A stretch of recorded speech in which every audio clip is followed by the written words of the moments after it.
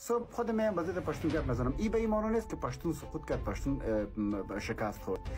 پشتون تیک تاکی نیست، افغان تیک تاکی نیست. یک بچه سادات غیر پشتونی گپ میزنه. پشتون تیک تاکی نیست. لایفا گرفته شده، ویدیوها را نشر کردن.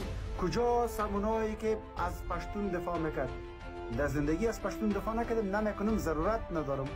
نه ضرورت داره که از قومش دفاع کنم. اتزار خوراک هست که یک بر ما ضرورت نداره.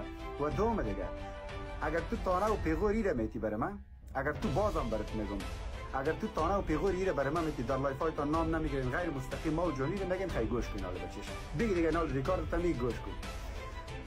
حکومت در دستش است، در سر ارک بیرق سفید زدگی است. ملا حسن هم در داخل ششتگی است. آخونزاده اختار نتیم مرا برو در افغانستان، سرت خم از کنیا وره. در سوشال میدیا اختار نتیم.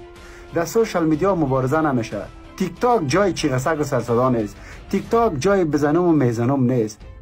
سوشال میدیاست، دنیای مجازی. هر کس میایه گپ میزنه. تاجک هم میایه گپ میزنه. اینجا نماینده تاجک قدر زیاد شده، نماینده پشتون قدر زیاد شده، نماینده هزاره قدر زیاد شده که مشور بخوری ما به نماینده از فلانی. اینجا کس نماینده خود شده نمیتونه. اینجا مردم نماینده خود شده نمیتونه. خودش یک گپ میزنه، پدرش دیگه گپ میزنه، بیادرش دیگه گپ میزنه. در یک فامیل 3 نفر در 3 مفکوره است.